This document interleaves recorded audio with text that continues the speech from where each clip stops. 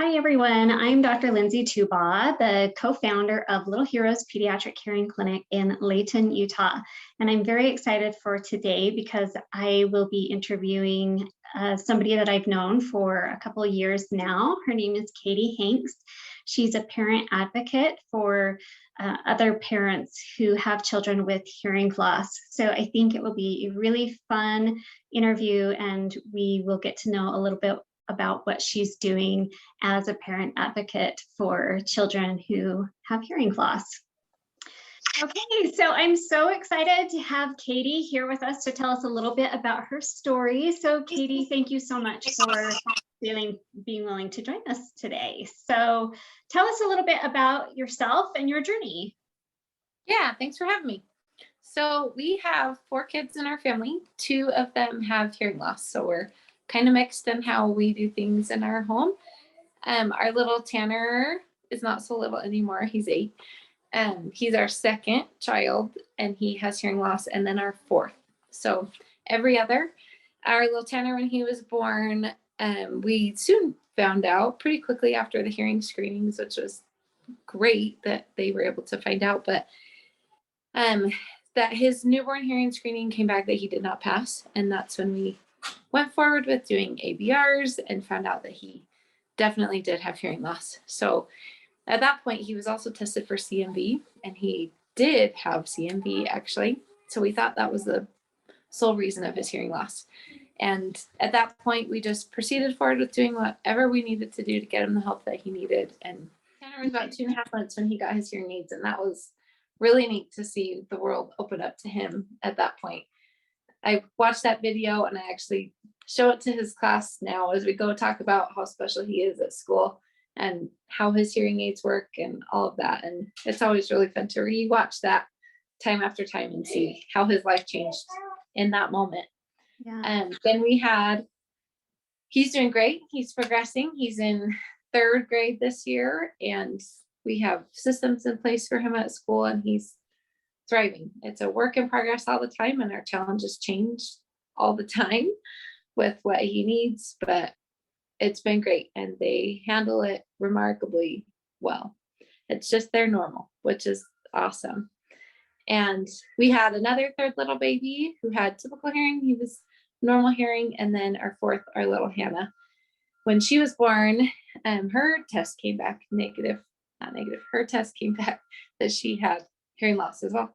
And which was a little surprising because you don't pass CMV twice, to the best of all the research says that you don't. And so it was a little surprising, but we retested her again and found out that she also had hearing loss. So there was something genetic going on in our family that caused the hearing loss. CMV could have played a role in it as well, but wasn't actually the main factor in Tanner or Hannah's hearing.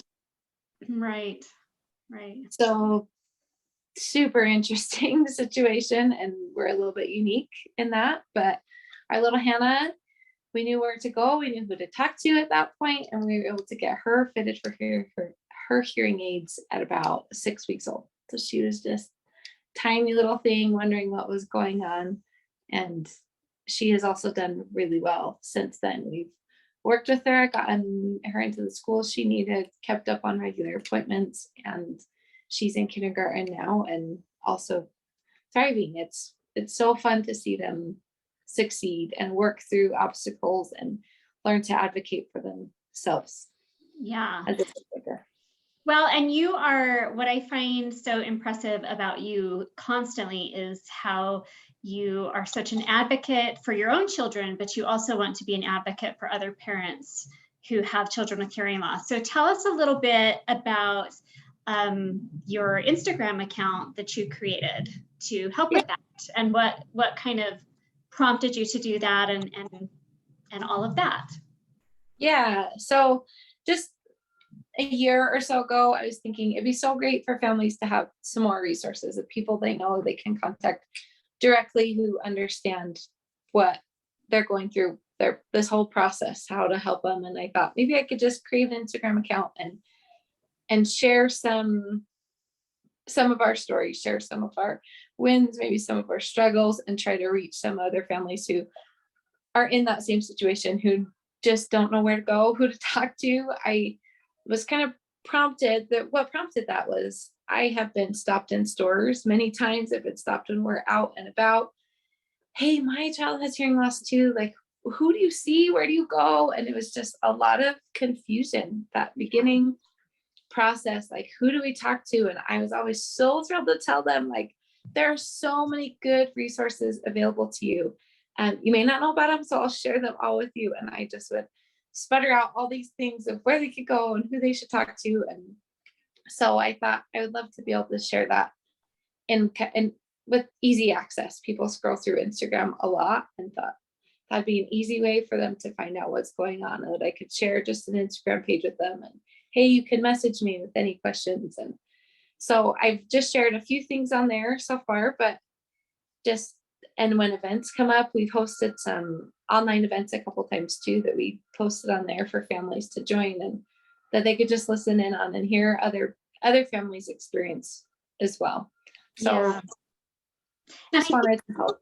Yeah, and I think that's so important, because especially a parent who gets their child gets diagnosed, and it's maybe a lot of times out of the blue, and there's a lot of information coming at them from the audiologist and maybe from the Department of Health in their state, or, just a lot of things. And really some of the best resources, or maybe the best resource, is other families who have been in that same place and kind of know some of the feelings or some of the resources that were the most helpful for them. So that's what I love about what you're doing. So what's the name of the Instagram account so that people can follow?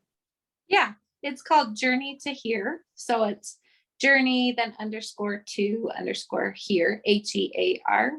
And that when I presented at a conference a few years ago, and kind of adopted that name for us on our journey to hear for our kids. That's kind of, it's never ending. That's the thing. It doesn't stop when they have hearing aids. It doesn't stop when they get a cochlear implant. It's a process, and it's a road to take. And so that's what I kind of adopted as our name, this is our journey to hear, and we're gonna keep going, and it's gonna be fine. That's what I named it. I love it. I love the name of it, and I love the concept of it. And I just think that it's such an important resource for families, because that can make the biggest difference, I think, is finding other families going through some of the same struggles or some of the same triumphs together, and being there to help support each other for both good and bad. So I love what you've done, and I'm just so thankful that I know you. You've been with us for a long time through all of this, so we're glad to know. It's been on the other side, it's been a fun journey for me, and to see your children, now getting bigger. It's such a joy for me too. Is there anything else that you want to say to families, or anything else you'd like to add? Just that it's okay to feel, I always tell people, it's okay to feel overwhelmed. It's okay to be worried. You're going to have all those feelings. You're going to go through every emotion at the diagnosis, and there's nothing wrong with that. You don't need to feel bad for feeling those things. We felt it twice, and people say, well, it's probably easier the second time. And honestly, it wasn't easier.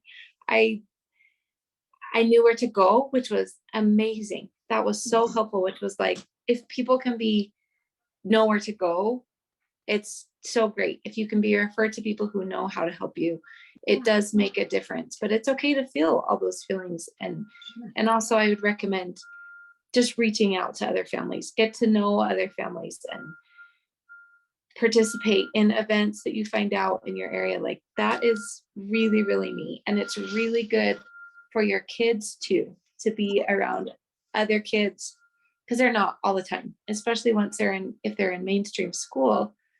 Go to these events, go participate in these, so they know that there are a lot of other kids like them, and that they're all so different, but have so much in common too. That's a really great thing to be able to do. Yeah, I love that. I think that's perfect advice. Well, Katie, thank you a million times for joining and being willing to talk about your journey and this great resource that you've created. And I'm excited to see where it goes. And I'm just so thankful for parents like you who are advocates for their children and for other children and other families. It's just an amazing thing. So thank you again so much. And hopefully we will talk to you soon, okay? Yes, thank you, Lindsay. Okay, bye, Katie. Okay. Bye.